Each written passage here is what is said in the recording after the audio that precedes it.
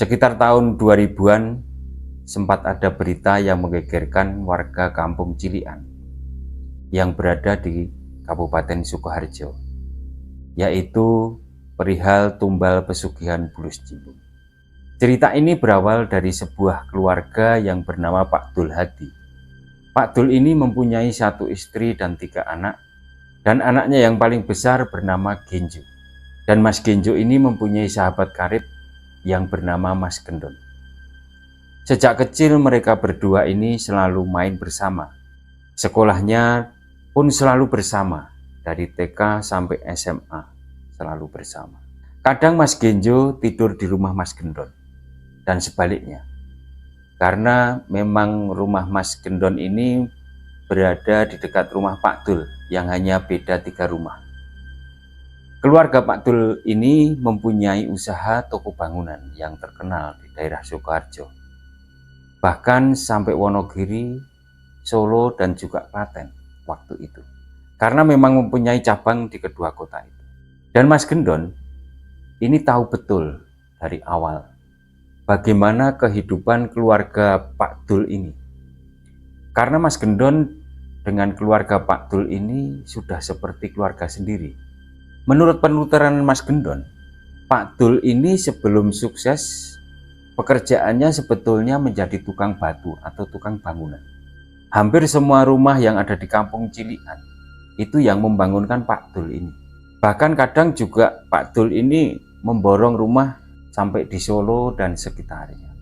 Kehidupan keluarga Pak Dul ini awalnya biasa-biasa saja. Hanya satu yang mungkin membedakan dari orang-orang kampungnya waktu itu. Pak Dul ini memang dari muda itu suka tirakat laku, puasa Senin Kemis. Kemudian Pak Dul ini juga sering mengunjungi tempat-tempat petilasan dan juga tempat-tempat yang wingit. Intinya Pak Dul ini suka hal-hal yang berbau mistis.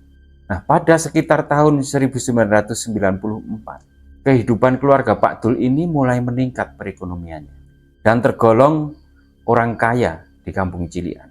Karena waktu itu Pak Dul sudah menjadi pemborong besar di daerah Sukoharjo. Dan bagi warga Kampung Cilian waktu itu menganggap hal yang lumrah karena melihat ketekunan dari Pak Dul dan juga seringnya Pak Dul ini puasa Senin Kemis dan laku prihatin. Banyak warga Cilian yang ikut bekerja di tempat Pak Dul. Karena memang Pak Dul ini orangnya gampangan dan terkenal loyal juga terhadap warga kampungnya. Semenjak Pak Dul ini menjadi pemborong, Pak Dul juga sudah mulai membuka toko bangunan di Kampung Cilian. Karena memang di Kampung Cilian itu belum ada toko bangunan. Orang Kampung Cilian kalau mencari bahan bangunan jauh. Jadi Pak Dul ini mencoba untuk melebarkan sayapnya untuk membuka toko bangunan. Karena Pak Dul menganggap bahwa selain untuk menyediakan bahan bangunan bagi warga Cilian dan sekitarnya, juga sekaligus untuk stok bahan bangunan untuk usaha Pak Dul sebagai pemborong. Nah, pada tahun 98 akhir, usaha Pak Dul ini menurun drastis. Mungkin karena memang waktu itu bersamaan dengan terjadinya krisis moneter di Indonesia. Banyak orang menunda untuk membangun rumah karena memang keadaan sangat sulit waktu itu. Nah, sampai pada akhirnya usaha sebagai pemborong berhenti karena memang bangkrut. Tinggal usaha toko bangunan yang sebetulnya juga saat itu sudah mulai kolab. Nah, karena Pak Dul ini bangkrut, akhirnya Pak Dul ini kembali lagi ke hobi lamanya. Yang suka pergi ke tempat-tempat petilasan, tempat-tempat yang dianggap wingit atau angker. Bahkan waktu itu saking seringnya Pak Dul ini kadang sampai 3 hari, 4 hari, 5 hari nggak pulang. Tidur di tempat yang dikunjungi. Kalau ditanya keluarga waktu itu katanya menghilangkan stres karena memang usahanya waktu itu bangkrut. Nah, karena sering ditinggal oleh Pak Dul pergi, yang mengurus usaha bangunannya itu hanya istrinya. Dan lama-kelamaan tokonya pun tidak terurus, tutup akhirnya. Bahkan masih menunggak utang ke distributor. Kehidupan Pak Dul semakin lama semakin terpuruk dan berantakan. karena semua usahanya bangkrut dan masih mempunyai banyak hutang. Nah, sebelum usaha bapaknya Mas Genjo ini bangkrut atau usaha Pak Dul ini bangkrut, bisa dibilang sebetulnya Mas Gendon ini ikut numpang hidup sama Mas Genjo. Bahkan pergi sekolah nebeng Mas Genjo, jajan dan pergi main kemana, yang membayar juga Mas Genjo. Namun setelah bapaknya bangkrut, keadaan menjadi terbalik. Mas Genjo ini yang seakan gantian numpang hidup ke Mas Gendon. Karena memang keduanya ini sahabat karib dari kecil. Waktu terus berjalan, Pak Dul semakin sering gak pulang. Sampai suatu saat, sekitar tahun 2000-an, Pak Dul ini kembali memulai menjalankan usaha toko bangunannya waktu itu. Mas Gendon sempat tanya ke Mas Genjo, "Jo, bapakmu dapat modal dari mana? Kok sudah membuka usaha lagi? Apa nggak trauma akan kejadian yang dulu?" "Wah, nggak tahu aku, Don. Katanya dimodali temannya." "Oh, ya mudah-mudahan berhasil lagi ya, Jo, seperti dulu." Dan Genjo mengaminkan itu. Toko bangunan yang kembali dirintis Pak Dul ternyata hari demi hari semakin berkembang dan bahkan menjadi besar. Sepertinya memang tidak wajar menurut penglihatan beberapa warga Kampung Cilian waktu itu. Nah, mulai saat itulah kasak kusuk tentang Pak Dul ini menggunakan pesugihan mulai ramai menjadi perbincangan warga. Dan seakan warga itu sudah melupakan bahwa Pak Dul itu dulu seorang pemborong dan juga pernah punya toko bangunan. Berjalan 1 tahun, toko bangunan Pak Dul ini semakin besar dan jaya.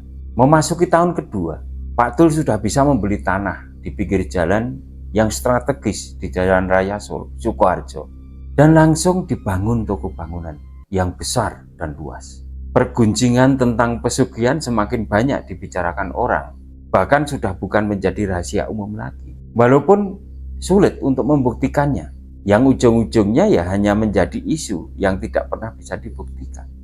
Nah, setelah itu tahun ketiga dan seterusnya sampai tahun kelima sudah bisa membuka cabang di luar Sukoharjo. Itu ada di Wonogiri dan juga ada di Klaten. Namun kesuksesan Pak Dul waktu itu hanya berjalan kira-kira 10 tahunan. Karena di tahun ke-10 ini Pak Dul ini sudah mulai sakit parah yang membuat Pak Dul ini jarang keluar rumah. Karena sakitnya ini juga tergolong aneh. Jadi di kulit Pak Dul itu, di kulit tangannya Pak Dul ini awalnya muncul bercak putih atau belang seperti orang panuan. Dan sebenarnya penyakit itu sudah mulai muncul menjelang 2 tahun Pak Dul ini membuka usaha toko bangunannya. Namun oleh istri itu tidak terlalu diperhatikan. Usaha untuk mengobati Pak Dul ini sebetulnya sudah dari awal dilakukan oleh keluarganya. Karena hari demi hari ternyata bercak putih atau belang-belang itu semakin banyak dan semakin merata di tangannya. Saat itu istri dan anaknya akhirnya mengupayakan penyembuhan Pak Dul ini karena dikira alergi. Kemudian Pak Dul ini dibawa ke dokter, namun tidak juga sembuh. Kemudian kembali lagi untuk mencari pengobatan ke dokter spesialis kulit. Namun penyakit Pak Dul ini juga tidak sembuh. Justru semakin banyak belang-belang putih yang hampir rata di kedua tangannya. Nah, karena berobat ke dokter belum sembuh juga, keluarga terus mengupayakan kesembuhan Pak Dul. Baik ke tabib, orang pinter, dan masih banyak lagi, sampai tidak terhitung lagi. Setiap orang yang atau saudaranya menyarankan berobat ke sini ke situ, namun juga tidak sembuh. Justru belang-belang putih di kulitnya itu semakin jalar ke seluruh tubuh. Nah, di sini isu pesugihan kembali ramai dibicarakan. Seiring penyakit Pak Dul yang dikira orang sekitarnya itu tidak wajar dan juga tidak kunjung sembuh.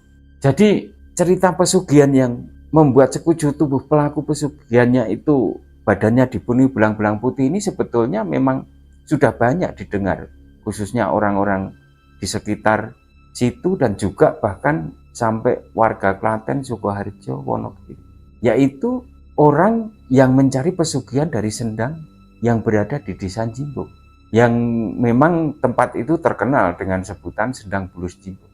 Nah, orang-orang ini tahu cerita-cerita itu.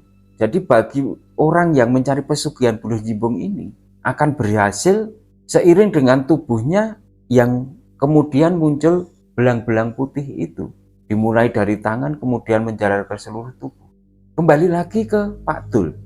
Jadi semakin lama sakit Pak Dul ini semakin parah. Tubuhnya dipenuhi belang-belang putih dan badannya menjadi semakin kurus. Upaya dari keluarga sudah tidak kurang-kurang lagi untuk mengupayakan kesembuhan Pak Dul. Bahkan sampai 2 cabangnya itu habis untuk berobat demi kesembuhan Pak Dul ini.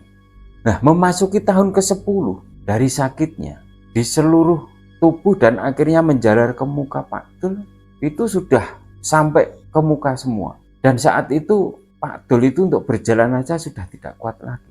Sekujur tubuh seperti kulit yang terbakar mengelupas. Jadi tubuh Pak Dul ini tinggal tulang belulang, terbalut kulit yang belang-belang itu tadi.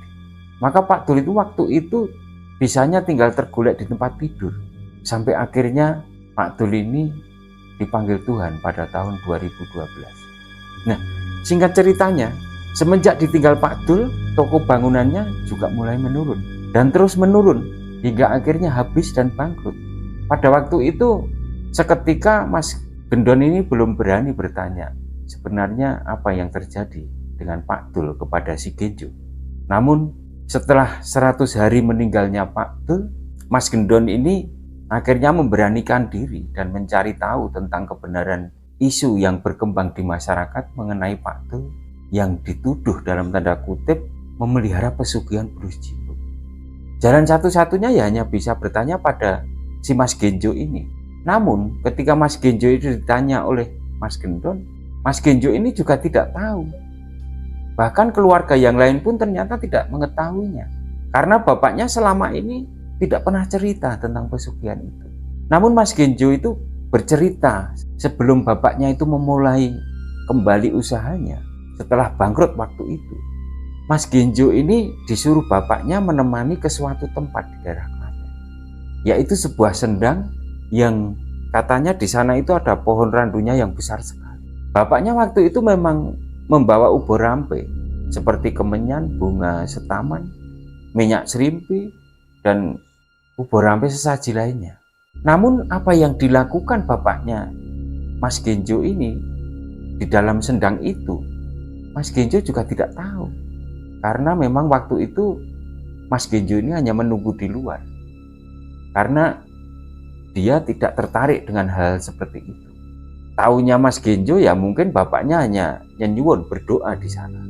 Seperti kebiasaan bapaknya yang suka ke tempat-tempat seperti itu. Dan sampai kisah ini diceritakan ke Sobat FM, istri Pak Dul saat ini sudah menikah lagi. Dan anak-anaknya sudah berkeluarga dan mempunyai kehidupan sendiri-sendiri. Dan misteri tentang pesugihan buluh jimbung yang dituduhkan ke Pak Dul ini tetap masih menjadi tanda tanya karena sulit untuk dibuktikan kebenarannya. Cerita inilah sobat yang diceritakan Mas Gendon kepada kami. Semua tergantung dari penilaian dan sudut pandang kita, mau percaya atau tidak tentang adanya pesugihan yang membuat orang mengambil jalan pintas untuk menjadi kaya. Semoga kisah ini bisa menghibur sobat-sobat semua, dan semoga kisah ini bisa kita ambil hikmah dan bisa kita ambil pelajaran di dalamnya. Mohon maaf apabila ada salah-salah kata. Sekali lagi, kesamaan nama dan tempat kejadian itu hanya sebuah kebetulan saja. Terima kasih. Sampai jumpa pada kisah-kisah selanjutnya. Wassalamualaikum warahmatullahi wabarakatuh. Salam katentreman dan rahayu.